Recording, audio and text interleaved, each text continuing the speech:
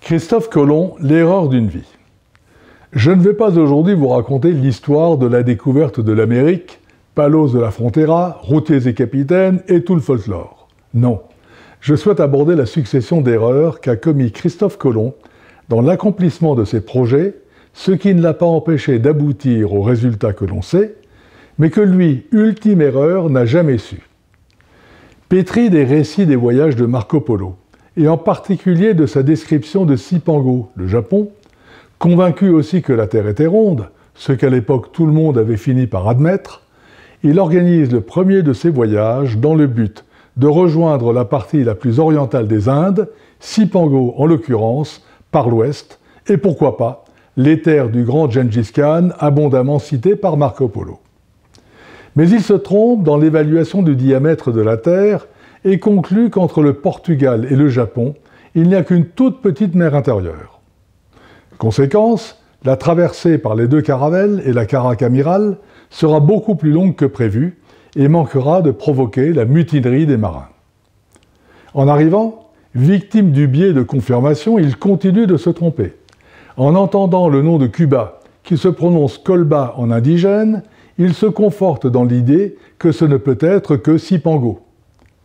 Au cours de son troisième voyage, il se livre à des observations astronomiques et se convainc que la sphère terrestre n'est pas parfaitement ronde, mais qu'elle a la forme d'une poire. Mais son erreur la plus marquante sera jusqu'à sa mort en 1506, et malgré les récits d'Amerigo Vespucci publiés en 1504 et en 1505, qui lui avait compris qu'il s'agissait d'un nouveau continent entre l'Europe et l'Asie, à qui il donnera d'ailleurs son nom, de croire qu'il avait trouvé la route des Indes par l'ouest. Il n'empêche, pour tout le monde, malgré ses erreurs, Christophe Colomb restera, pour la postérité, celui qui a découvert l'Amérique. Aussi, ne faut-il pas trop se traumatiser lorsqu'on commet des erreurs. D'abord, il faut apprendre à mieux les vivre, et pour commencer, à savoir rester dans la nuance. Il y a certes des métiers où l'erreur est dramatique. Lorsqu'un chirurgien opère à cœur ouvert, la moindre négligence se paye très cher. Mais ce n'est pas le plus fréquent. Tout comme on soigne les allergies, vous pourrez vous désensibiliser aux erreurs en vous exposant graduellement à des situations qui vous semblent actuellement intolérables. Des situations pour lesquelles vous ne vous êtes pas ou peu préparé.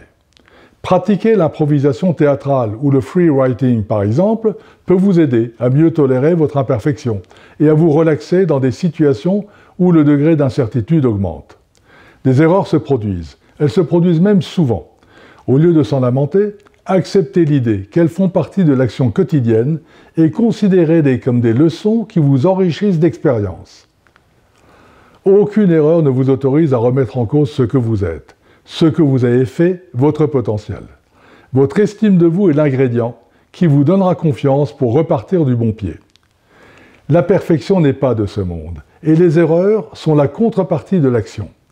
Bien sûr, on s'en passerait volontiers, mais quand elles surviennent, il faut accepter leurs conséquences et garder un mental solide pour les analyser à froid et rebondir. Citons Charles de Gaulle. La chose la plus difficile au monde est de n'attribuer aucune importance aux choses qui n'ont aucune importance. À bientôt.